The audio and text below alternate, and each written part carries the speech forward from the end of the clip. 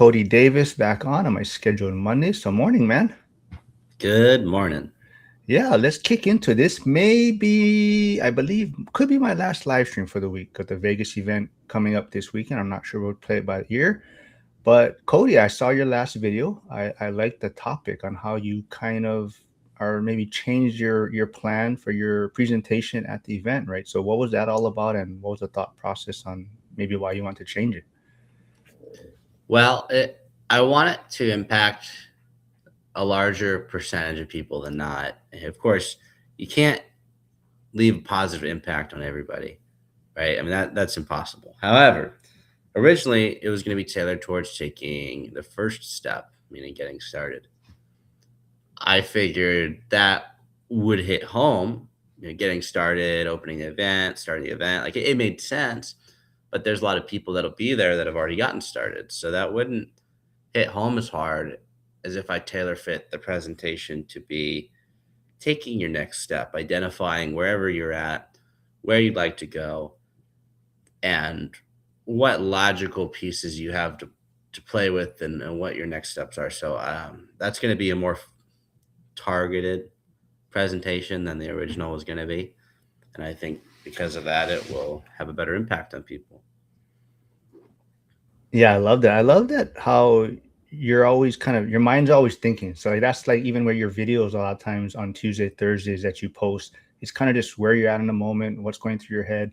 And even your presentation, like you said, you had this kind of original plan of what you're going to do. And I think a lot of people would have went down that route of presenting to how to get started and what's the first steps to take. And then you kind of took a step back and looked at maybe who the audience is going to be. And it's kind of like, a lot of people in this community already kind of started the journey for the most part. And what we kind of don't hear about is that middle portion, I think, is what you're really talking about, right? So we hear the beginning, how to get started, and then people that have kind of finding it towards that end game, but not a lot of people. And I think if you're in the school community, that's what you see a lot of the questions are about, are the people that are in the middle, right? So is that also where maybe some of these discussions are coming from?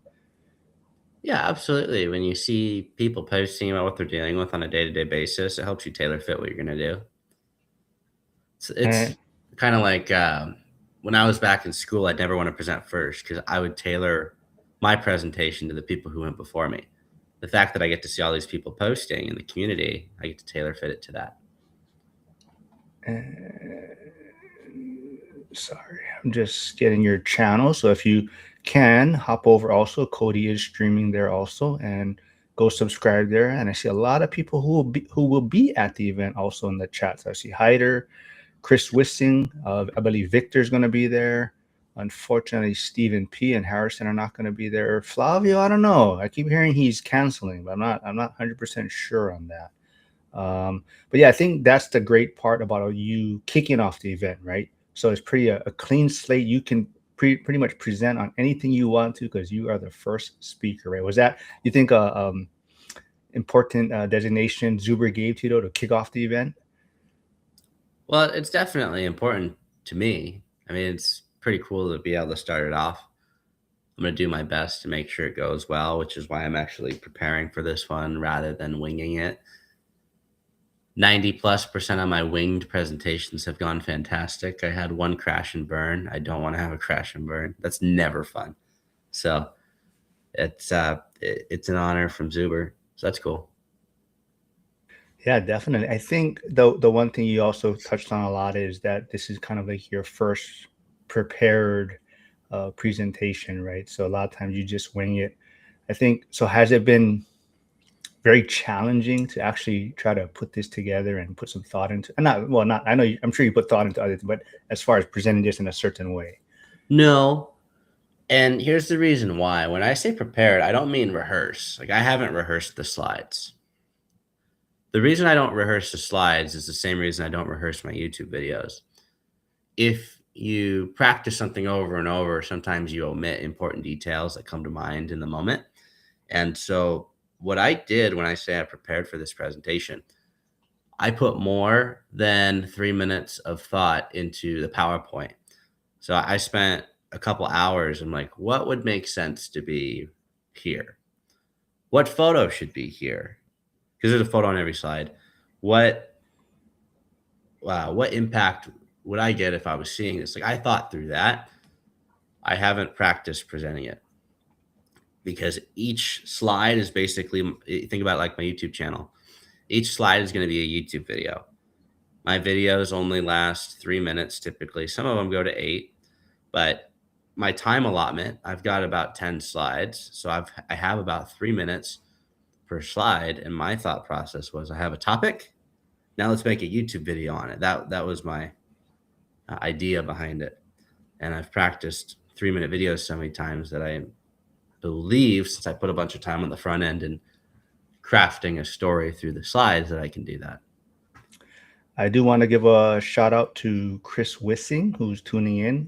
Please go jump over to his channel, subscribe.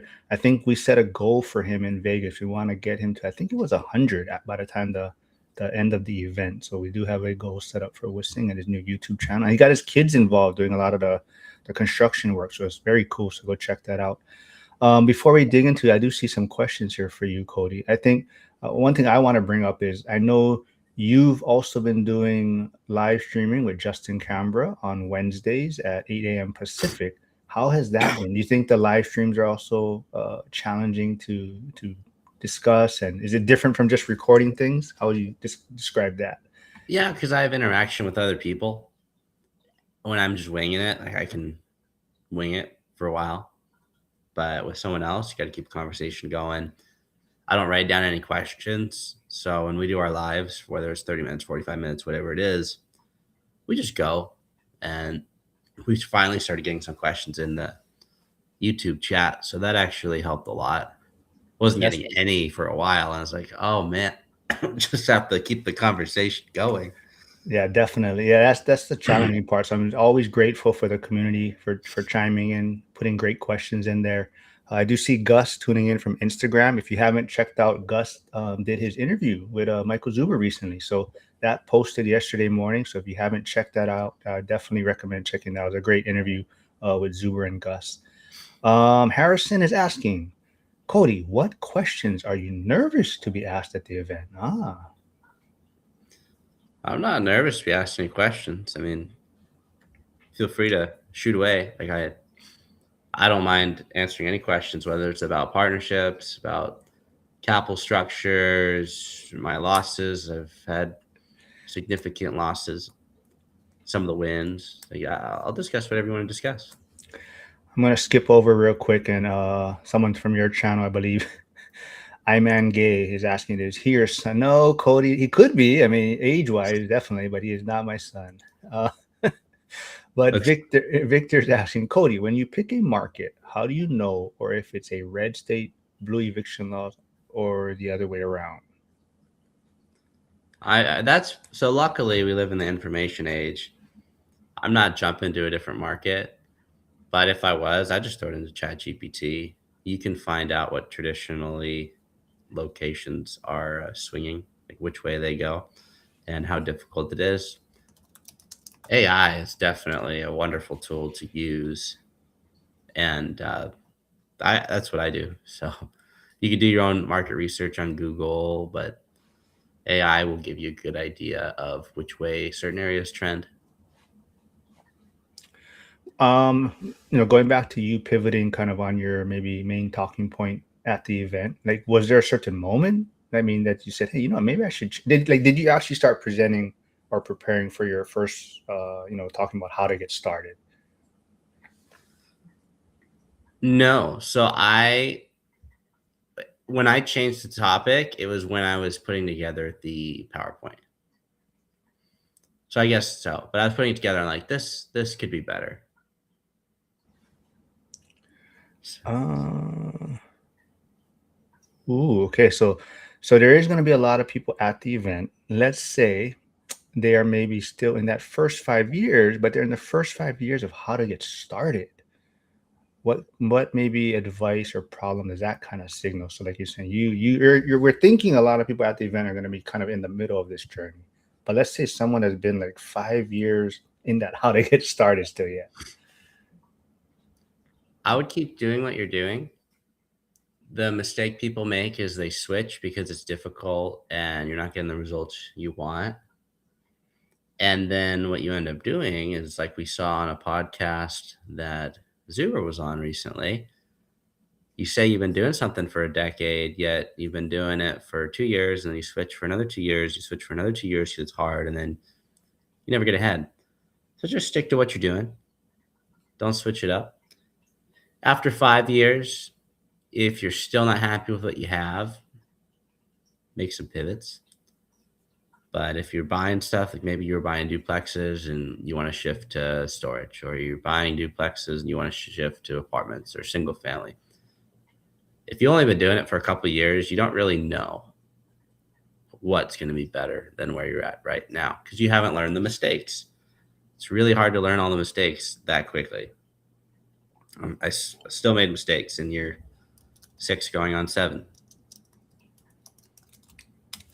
I think that's the one thing people love about your channel and you being on these live streams and Zuber's channel is the transparency about your struggle. I think that's the one thing missing out there. A lot of people that are in this field are just only talking about the wins and scaling and growing, and you're actually kind of showing a different picture out there, right? So maybe in your experience, what's worse, not believing you can win or believing you can't lose? So if you believe you can't win and that makes it so you don't start, that is worse than starting and thinking you can't lose. If you don't think you can win, but you still take the steps to win, then maybe you truly don't believe what you're saying, but that would be okay. But believing you can't lose is a bad way to live. You can absolutely lose. Anybody can go down. So those are both pretty bad. Yeah, and that's on a different asset class, but I think there was, like, I think even Zuber touched on it. We talked about it with Bitcoin Nick on Saturday, but there was that one individual that had, like, I think 250 million in Bitcoin, and something happened, and overnight it was down to like $50, something like that, right? So you just keep playing this certain game, and over, real estate isn't moved that quickly, but there's people out there, like you're saying, if they think they can't lose, and something like that does happen, right? Flavio is asking, Cody, this is repetitive, but why is the main reason you would not do a motel conversion? Is it because it's not income producing day one? I've made money on my motel conversion deals. I broke even on one and I made 6 figures on another. You can make money doing anything, but best case scenario, like let's say your motel average is like 24 to 40 units. So let's go in the middle, 30 units. If your average rent when you're all said and done in a central Washington location where we live, Flavio, is $800 when you put in a kitchenette, you do all the renovations. You're going to have to run new wiring for the stoves. You're going to have to update the plumbing. Likely needs a new roof. You're going to need new windows. A lot of the motels have aluminum single pane windows. So all that to be said, you have to do a whole lot of work, and you're going to get $800 rent on 30 units, $24,000 a month. Sounds great. But when you have those low rents, your expenses a percentage are higher. So you're probably going to run closer to 50% expense. 12 grand a month, net income, 144 grand a year. It's like, is it worth it to go through all the brain damage, spend all the money to fix it up, take on all the debt you're going to take on? If you're buying it around 50,000 a unit for a motel, and then you put another 15,000 per unit into it, you're in at 65 grand. That's $2 million of investment between the debt and the equity to get 144 grand a year. It's about a 7.5% cap rate. So that actually maths out. It's a lot of work for not a lot of payout. And then you have the high turnover of having studio units. So I don't like it. 144 grand, I can go buy a new construction 9-plex and make the same amount of money. So, and that's in Central Washington, same market. Would you rather make the same amount from 30 units with a lot of turnover or 9 units without? I'd pick 9. And I don't have to do the renovation. I don't have to do any of the CapEx. just buy it and chill. So that's my thought. We actually had an accountability call this morning from the school community. And, some people haven't been to the ORAD event yet. Some people maybe just starting their kind of real estate journey. And I know you've thrown events, you've been to events. What would you maybe give to this person advice on how to approach this event? Is there something, a certain way you like to go to these events? Like, are you, sit down, take notes? Are you trying to talk to different people? Like, how would you approach this event? Well, the first thing, find a way to go shake the host's hand. Go say hey. Get a little sidebar conversation. When I go to an event, I try and make sure that I do that every time.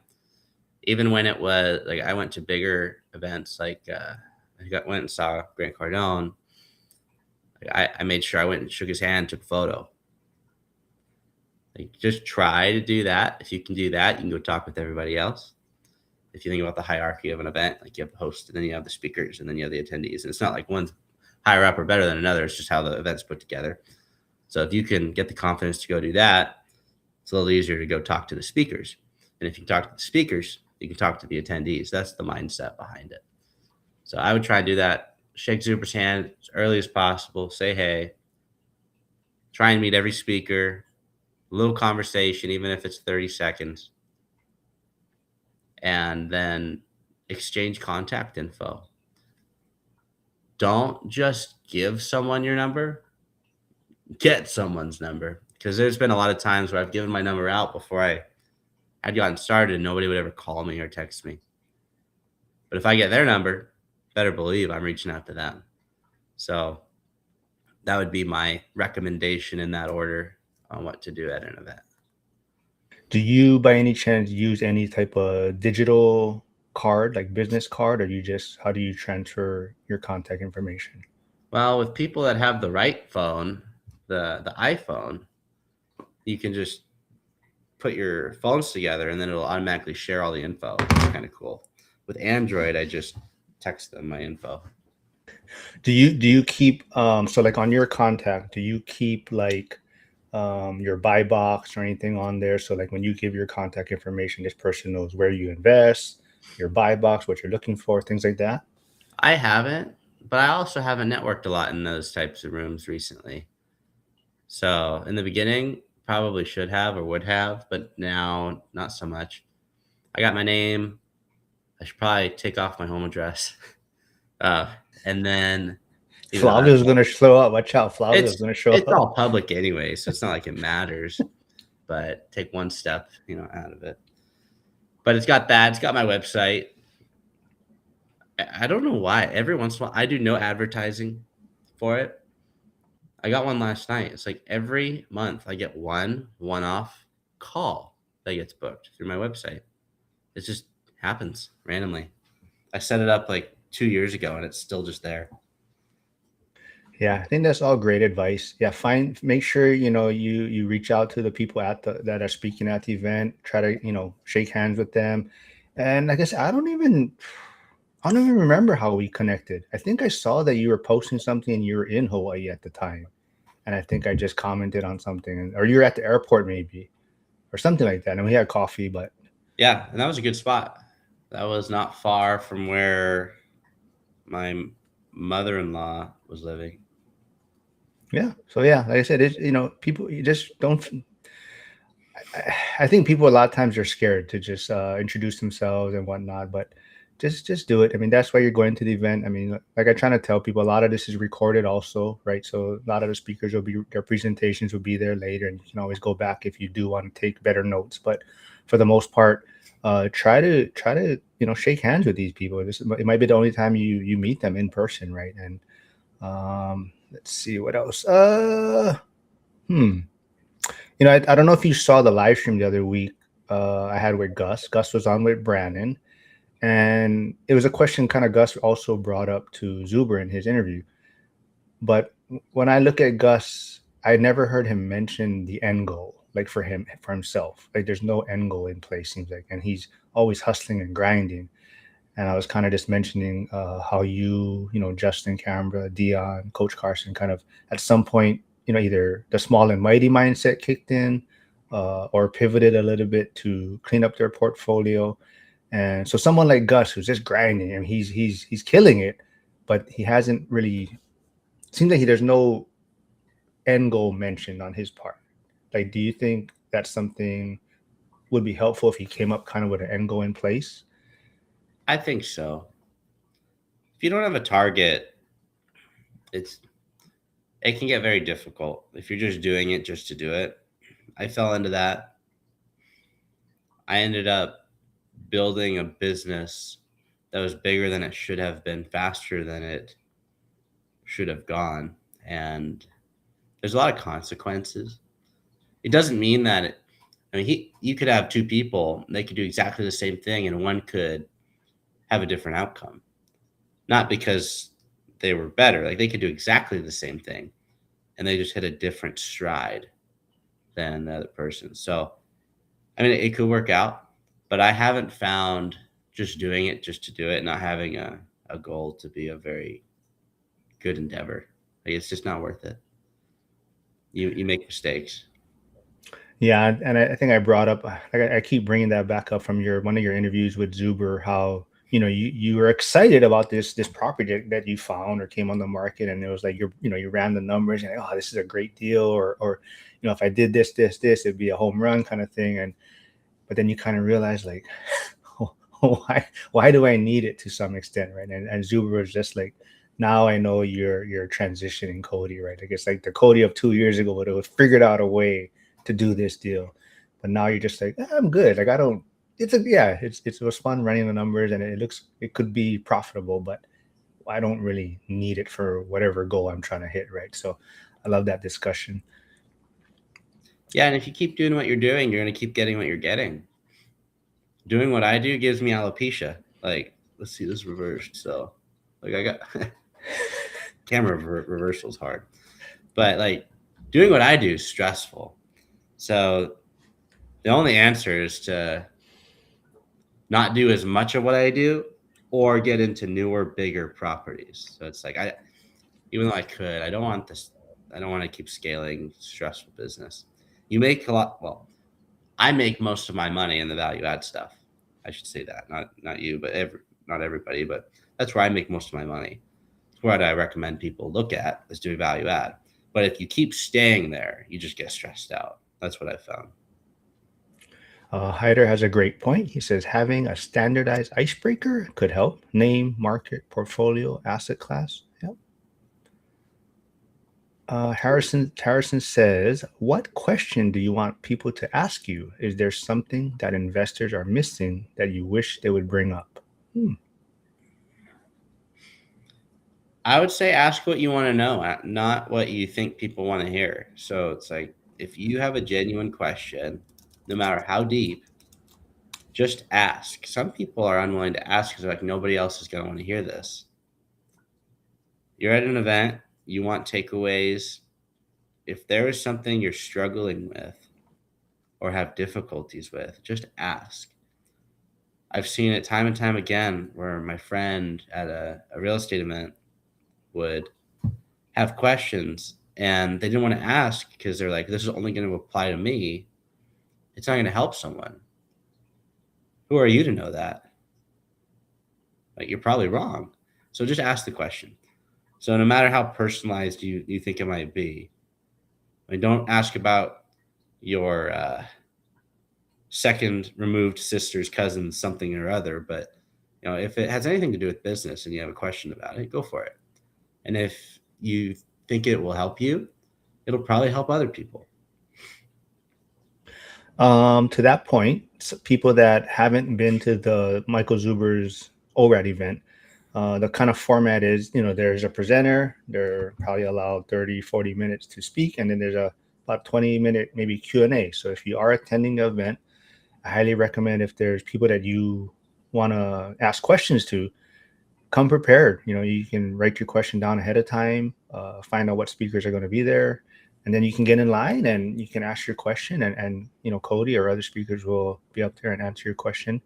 And some people get so much people waiting in line that actually they stop their time and then they just go in the corner because there's a lot of space and they go in their corner and then they have some more one-on-ones and answer people's questions. So yeah, if there's someone that you really want to connect with, come prepared, bring your questions ready, and go up there and fire them off. Berkey 999. Haven't seen you here before. Thanks for stopping by. It's kind of like Drake May. Yeah, Drake maybe. Definitely he was exposed last night. I see. Hey, Joel's tuning in. Joel is definitely going to try to talk to Pace Morby while he's there. I have a feeling Pace will probably only be there for his presentation. So Joel, your best opportunity might be to just wait in line and have your questions ready, and somebody can record that or video that. But Joel says it's the season of building and growth, and then can pull the foot off the pedal. Absolutely.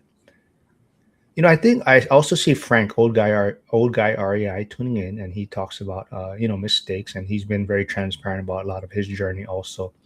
But I think one of the things he always talks about that he struggled with was comparing himself to others, maybe who are at that same point in their journey, right? So we're, those of us that are in that 5 to 10 year space, or he was comparing himself, and he always maybe felt like, why am I not where these people are at, or I'm failing, right? So was that a problem for you, like comparing yourself to other people? Yes and no. So it's on and off. Like, comparison is the thief of joy. However, it can also spark innovation. So no matter how good you do, there's always going to be someone doing better than you. If you do better, there's going to be a lot more people doing worse than you. But there's always someone that's doing better, that's playing at a higher level. And that can be defeating. It can also be motivating. And you got to pick your battles. Like, do you want to stay motivated forever and keep scaling, or do you just want to be content where you're at and grow when it feels right? Like, that's a self-discovery question.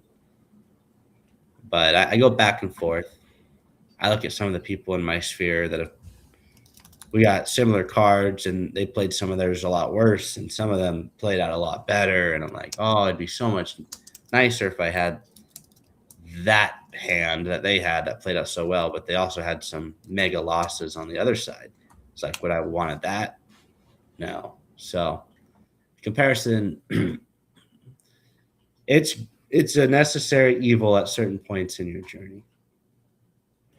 I do see Brian Waters, Code 3, tuning in from Instagram. He said he wants to talk to Mark in the corner. I told Captain Brian, I said, you ain't catching me in no corner, man. I don't know what he's gonna do to me, but Brian will be there at the event, so that'll be super cool to meet him in person. He was on the live stream, maybe a couple weeks ago. He's been on a few recently, but doing a lot of cool stuff in Detroit. That's there. Oh, Joe said he did get in contact with Pace's, or Pace responded to his DM. So it looks like Joe has contacted his assistant, and maybe he can schedule something while he's in Vegas.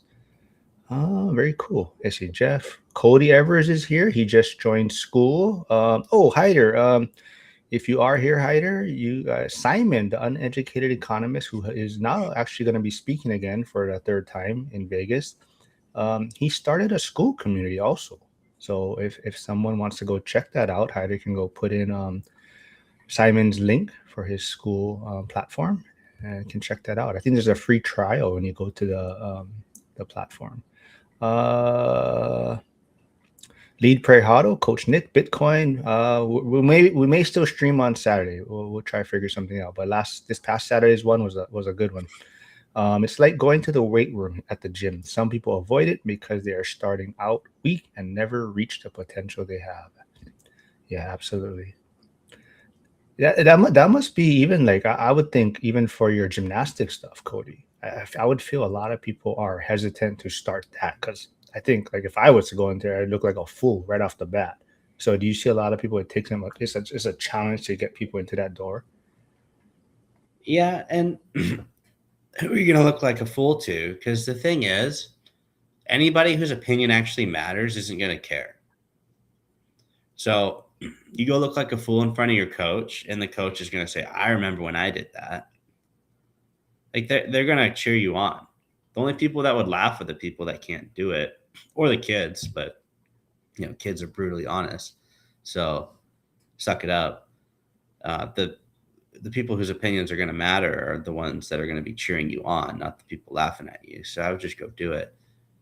Like if you go lift weights, it's like the comment, I don't remember who posted that, but you go to the weight room, like the people that are struggling in there and really pushing are not going to make fun of you.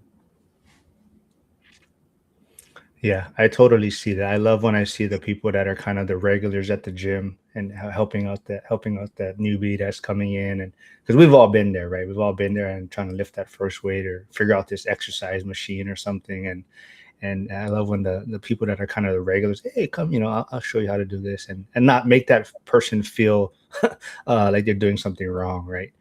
I will put Nick's channel in the chat, Coach Nick, if you want to find out more about daily Bitcoin content. He's putting out a lot of great stuff. I'm not sure if he hit that yet, but he was trying to get to 400 subscribers. So I know he was about 390. So hopefully we can get him there shortly. But he's putting out a lot of great information. Stephen P from the Bronx says, "Hey Cody, what are your thoughts now about cash out refinancing for buying more properties instead of just saving up for your next purchase, since the cash out lowers your cash flow?" It depends what level you're at. And I don't like to give the depends answer all the time. It seems like I'm doing that. I'll give you an example. Let's say you own 2 duplexes and you could, right now you're cash flowing 400 per side. So you got 1,600 a month. If you cash out refinance those, you cut your cash flow in half. So now you're at 800 a month, but you go buy 2 more duplexes. That cash flow. And so that's another 800 a month. So you're back at the original cash flow. However, your debt exposure is higher. So you have the same amount of cash flow, but you probably have double the debt. That may not be a good adventure just to grow your portfolio. However, if you could significantly increase your cash flow by pulling out money, you reduce your cash flow on your one asset that you're pulling money out of, but you get to go buy maybe a 10 unit or a 8 unit or a 6 unit that has a whole bunch more net income. That could be a good idea. Another thing, on like a huge apartment building, if you own like a 30 unit or an 80 unit or whatever the number is, and you take your cash flow from 150 grand a year to 100, that's still a lot of disposable income, even though your cash flow went down. You just don't want to compress your global cash flow so low that you can't afford to do the standard maintenance and CapEx. So that would be my big concern about pulling money out. I still pull money out. I am in the process of selling a couple assets, but if I don't, I'll probably pull $300,000 to $400,000 out, which will lower cash flow a little bit, but that $300,000 to $400,000 will significantly increase my cash flow based on where I'm putting it. So borrow at 6 and earn 12 to 15%. So it depends the scale that you have, because you don't want to take your cash flow on an asset to only a couple $100 a month. That's never a good idea, even if you couldn't increase it elsewhere. I just wouldn't want to do that personally. Sorry, I skipped over one. Looks like old guy REI posted a question, I think. But before we get into that, I want to maybe touch a little bit more on like the pulling out cash or refinancing. You are one of the few that I see quite often, and I'm not sure if there's a certain number you look at or what, but you are very for interest only for a period of time, right? On some of your, Absolutely. Yeah. so maybe you can touch on that, and do you think that, I mean, I'm sure there's, like you said, depends, and maybe at some point you're going to look for more principal pay down. But for you speak about the interest only quite a bit, right? Yeah. And that's one of the answers I actually say it doesn't depend. Interest only is a wise answer for almost everybody. And I would say everybody, but absolutes always have a failure point. So almost everybody. Think about it like this. Dion says he'd do 1,000-year mortgages if he could. What's the problem with a 1,000-year mortgage versus a 200-year mortgage? A couple dollars a month. Like, it doesn't really matter. Yeah. Right? There's a point where there's diminishing returns. The reason he's saying 1,000 is like, I never want to pay it off. That is no different than interest only. Dion and I think exactly the same way with a very different portfolio. We've come to the same conclusion.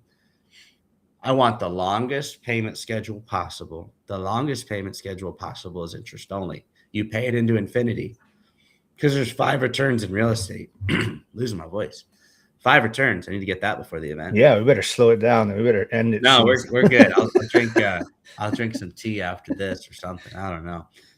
But you got 5 returns. You got cash flow, appreciation. So you cash flows the net income you get to pay yourself, which is wonderful, and you can improve the property with it. You can do whatever you want with it. You got appreciation, values going up. Depreciation, you're getting that. Basically, it's like a loan to write off against your taxes that you have to pay back later if you sell it. That's wonderful.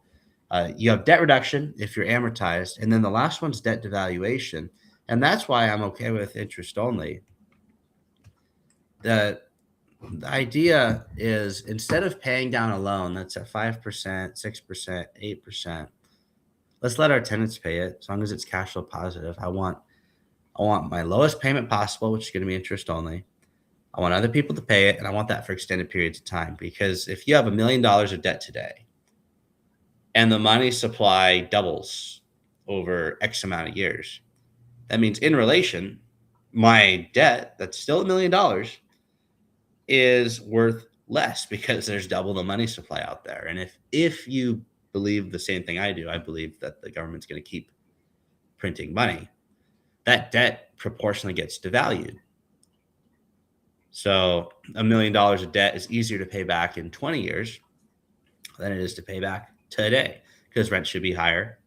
So you should have more profit by then. So my philosophy is long-term fixed rate debt, cash flow and margin. One way to increase your margin is to make it interest only. And rather than trying to pay down a loan at a fixed rate, let me take what I would have been paying down on that loan and reinvest it in the property and push the value up. You can build equity by going either way. You can pay down your debt or you can push the value up. And even if you have a slump in the market and values come down a little bit, as long as you're still cash flowing and you got long-term fixed rate debt, it doesn't matter. You just have a superior asset. I'd rather have a superior asset and not be paying down my debt than be paying down my debt and have an inferior asset. So that's the way I operate. And on $1 million loan at 6%, the difference is about $1,000 a month if you go amortized over 30 years or interest only. On a 25-year AM, it's about $1,400 a month. So it adds up. That extra cash flow can go back into the building. You can make it nicer. You can push the rents up, get more profit. And if you want to take that extra profit at that point and pay it down, you can. But interest only strategically from a borrower perspective and a lender perspective, the wise thing if you have a operator who is focused on improving the asset. All Nighter Hider says still paying it back. Interest only is never paying it. Doesn't matter. You're not paying it. You're getting a position in the real estate for an extended period of time, and this is something that you're gonna have to either be okay with being in debt or not. But if you're not the one paying it, your tenants are, and you get an extra, like in the 30-year AM example, on $1 million loan, 6%, you save about 12 grand a year doing interest only. If that 12 grand a year can be invested in the property and significantly out earn the interest rate. So maybe you get, like an example, I added bedrooms to some of my apartments, converted storage. It cost like 5 grand. And I got an extra $250 a month. So I spend 5 grand and I get an extra 3 grand a year. That's a 60% rate of return. I could do 2 of those and then still have an extra 2 grand in reserve if I did interest only than I could have done if I did it amortized. Now, yeah, I'm still paying it forever. But if you want to pay it down with the extra cash flow, that extra $250 a month on 2 units in the first year, now I have an extra 6 grand a year. I could plow that into the principal if I want, the amount you owe. I could reinvest that into more of my deals, but control your money. Don't sign yourself up for obligations. above and beyond what you have to. And maximizing your cash flow is always a wise strategy. Yeah, I think that's the way I look at it also. And I think because if you kind of look at like your presentation, right? It's going to be that people that are in that 5 years or so of suck or whatnot, right? It's always the amount of cash they have for reserves or maintenance or whatever struggles you're dealing with at that time, right? And they're not really worried. They're never really talking about, oh, I'm worried about what my loan to value is at where I'm at, right? It's usually the cash flow that's coming in, right? Yeah, and success leaves clues. Look at Dion. And he's said this many times. Where has the majority of his net worth come from? Appreciation, Appreciate, yeah. not debt pay down. I mean, so you can make the argument that you should pay down your debt, but if you look at history, like the majority of wealth comes from appreciation. But if you don't have the cash flow to wait it out, you lose. So why not go interest only for an extended period of time? I mean, standard DSCR loans, you can get 10 years of interest only now. Get the extra 1,000 a month or 500 a month, or no matter, depends how big your loan is, but get that extra cash flow so that your odds of holding onto it are higher. That is my 2 cents. Hyder just wants to clarify that he was answering and agreeing. The difference between the two loan amounts is interest only. I see Val tuning in. Val is actually in Vegas already. So they haven't been to Vegas before. So him and the wife are actually got in last night and checking out the scenery. And I think this morning they're on a bus to the Grand Canyon, I believe he said. Cody Evers, actually Joe Farrell, who will also be at the event, says sixth wonder of real estate is belief in financial freedom. Absolutely. Cody Evers said, I do like the debt pay down because even worst case, there's no growth. I like that at least the debt is going down. Corridor Chris, I forget. I'm not sure if you're going to be in Vegas for the event, but he says, yes, advantageous position if arbitrage well. Later refi out when it has served its purpose.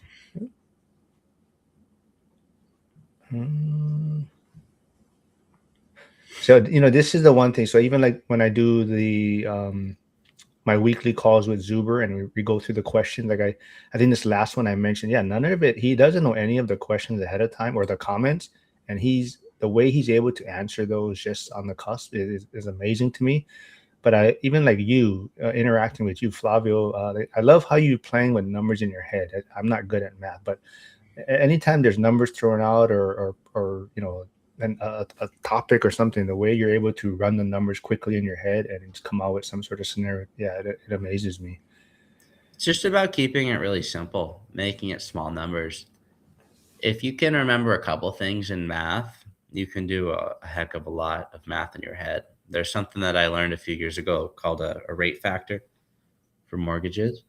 And it's a percentage you multiply by any number, and it'll tell you exactly what the annual loan payment is, no matter what loan it is. So if you know what a rate factor is, you can figure out any loan amount in your head, and then you just divide it by 12 to get the monthly payment. And so there's different rate factors for 30 gram, 25 gram, 20 gram, all that.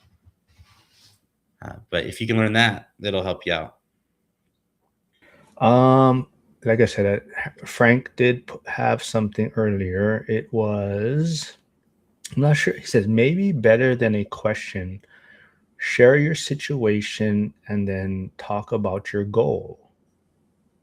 Maybe better than a question. Not quite sure what he's trying to get to about that. Okay.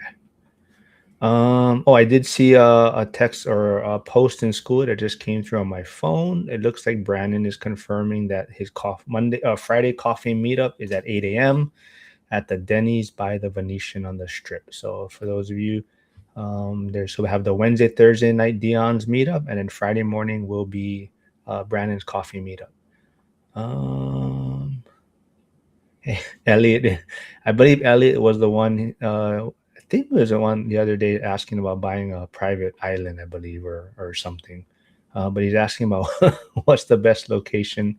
Talking about strip clubs, what's the best location of the clubs? I don't The know. best location is where the strippers are. That's what I heard. Yeah. I prefer not talk about my age. Yep, Ike will be in Vegas. He was on a few weeks ago with you on one of the live streams. He's very happy. He's a Seattle Seahawks fan, so he's definitely going to be annoying me probably, I'm sure, in Vegas after they've dominated the Patriots. Let's see. Uh, let's see. So if someone is in year 6 or 7 of their journey and feels behind, what would you tell them directly with like no sugarcoating? I'd have to figure out what their goal is because they're comparing themselves to their year 10, right? So maybe they're cash flowing 1,500 a month and they have 6 units, but SS 250 a unit, right? And they want to get to 5 grand a month. And they're like, linearly speaking, I'm not going to get to 5 grand if I spent 6 years and I'm at 1,500. So we just have to take a look. It's like, okay, well, what do you think you can do with your current property? You might be one purchase away. You could be just one purchase away and then waiting. Right? If you have say you have $100 rent bump you could do on your units, all right, that takes you from 1,500 to 2,100. You're almost halfway there. Plus, you have a few more years of time to help you out. Let's go buy one more 6 unit, and like you got to math it out. But the whole feelings thing, like people are like, oh, I feel like I'm too far away. I was like, well, logically speaking, you're not, but you commit all this time and energy and work to just get there. It's like, I can't make it. It's like, well, if you can't make it, you can't make it. But let's map out logical steps and try and make it, and you'll probably be surprised when you get there. It's my thought.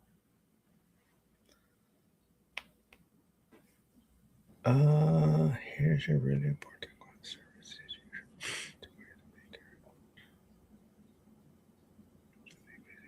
one. Not sure what he's referring to. Yeah. I have a So feeling that our age difference is similar to Elliot and my age difference. yeah. So you are, day one kicking it off, speaking at the event. Is there anyone that you are looking forward to hear their presentation? I'm just excited to be in the room networking again, more so than anything. I hope I get to meet every speaker.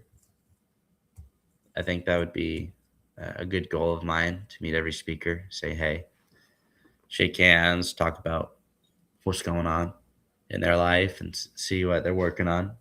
It's always inspiring, regardless of position. You can always find something someone else has done that you haven't. And so I think the biggest takeaways will come from the behind the door, behind the scenes conversations rather than just the presentation, which is why one of my earliest pieces of advice is go shake hands with everybody, every speaker. So that's what I'm most looking forward to at the event. Yeah, absolutely. I think this is a very unique event where you do have a lot of opportunities to probably speak and connect with a lot of the presenters and speakers at. So year one was definitely a little bit different than year two, just because I think year one the speakers were more like the original One Rent at a Time kind of Zuber's channel, people that were on his channel. So most of those presenters were there hanging out both days, even coming out with different groups after the events were over with. So year two wasn't as much of that, just because some of the speakers that were there they're just they were there kind of presenting and they were gone. But year one was definitely like Coach Carson was there both days, so you had the opportunity to just sit down with him and talk story with him and pick his brain. You had Brian Adamson, so there was just a lot of people. It was amazing. Derek Sherrill was hanging out with everyone after going out, hanging out, partying. Even Lance Lambert came out to hang out with everyone, so it was a lot of fun. Tri-State Underground Utilities, coming from your channel, says, I have a guy that wants to sell his mobile home park for 1.25 million, wants 375 down, and will finance the rest at 5.5. It will only Well, Mark cut out. So, anyways, to your point, oh, you're back. Yeah, it keeps happening. I don't know why. You know what? If Uh, that's the worst thing that happens today, it's going to be a wonderful day. it's actually storming out here. School got canceled. All the schools got canceled. So today was actually like a day off for my son, like a teacher's day off. Yeah. So, but now he has Friday off because they canceled school today. So because teachers still need, I guess, the actual day off, they moved that to Friday. So now my son only has like 2.5 days of school because Wednesday's a short day, and next Love Monday's that a as a holiday. kid. It's a That's 4-day weekend. the best as a kid. Yeah. So back to Uh, the question though, I'm going to make some assumptions and maybe you can further clarify. I'm guessing based on what you said that 16,000 is a year. So no, unless there was a significant value add, I wouldn't want to do a seller finance deal if I only earn that's less than 5%. That's 4% and something cash on cash per year on a seller finance deal. That's not that great unless it's a really short amortization. If you have a huge debt pay down in that, could be good, but you didn't tell us about the amortization. You didn't tell us if that cash flow is annual. I'm guessing it's annual. You also didn't mention if that is before your debt payment. Like we got to know some more pieces here. But if you want us to go into the numbers, share what the net operating income looks like, share the amortization, and we can break it down in real time. yes. So Tri-State Underground, if you're still here, if you want to put more information in the chat, Cody would try to break it down for you. Hey, wait, Charles. Oh, Charles is here. Oh yeah, also Charles, like I think I mentioned to you last time, Cody, Charles is gonna be offering probably about 20 Audible books, I believe. Zuber's first book, and he kind of wants, I don't know, he said me, but I think you to kind of present that to probably the kids you're speaking, the teenagers, and Cool. offer that. So he wants to give back to the community. Tri-State says cash flow is annual. You still got to know what the amortization is. So if it's interest only, like we have not been provided enough pieces. So is that a 25-year AM, 30, 20 interest only? What is it? And if you could share that, that would be helpful.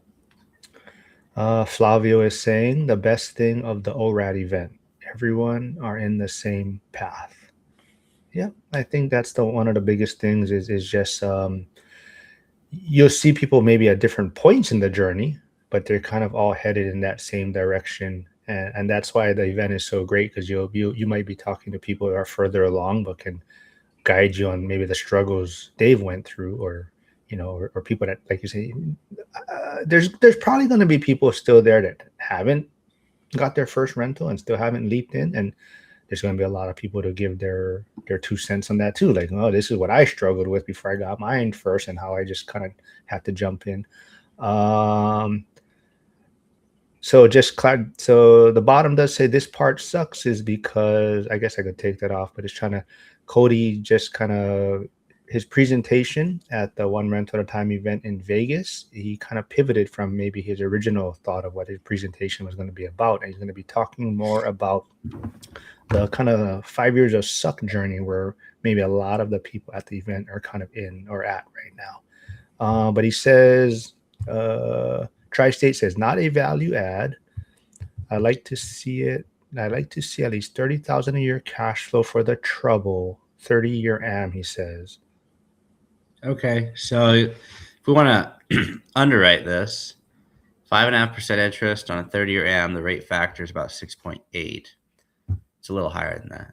So if we multiply that by your loan amount 1.25 million. So you're at 870 or no, 850. No, 875. Okay. So yeah, you're at $875,000 loan amount. So your annual debt payment is going to be $59,000. I'm using a calculator on this because I don't want to do it in my head. $59,617.95, roughly. And then you have cash flow of $16,000 a year. If you add your debt payments and your cash flow, it gives you your NOI. So $75,617.95. divide it into your purchase price of 1.25 million, and you're buying it at a 6% cap rate. I mean, if you're happy with that for a mobile home park in your area, then that's the return. One thing you could do, you said you want another $14,000. So here's a little trick that you can do to figure out what your interest rate needs to be. If we take $14,000, let's divide it into the 875.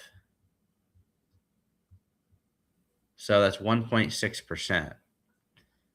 So if we lower the interest rate by 1.6%, well, I guess it's not amortized, so it's not one for one. It's not perfect, but we'd have to do that with an amortization schedule. But if you lower your interest rate enough, or maybe make it interest only, you could likely get to your cash flow number.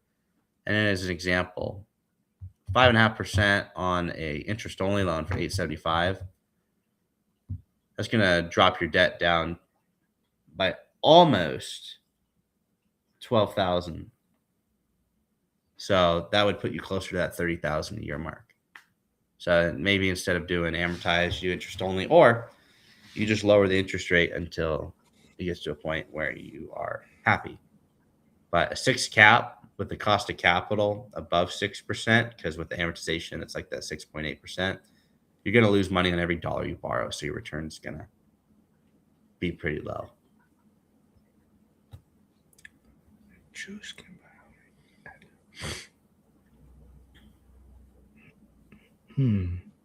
Elliot is throwing all kind of comments in there, and I'm trying to wrap my head around. It's kind of being a troll. Yeah, I'm trying to figure out what's real questions and not questions.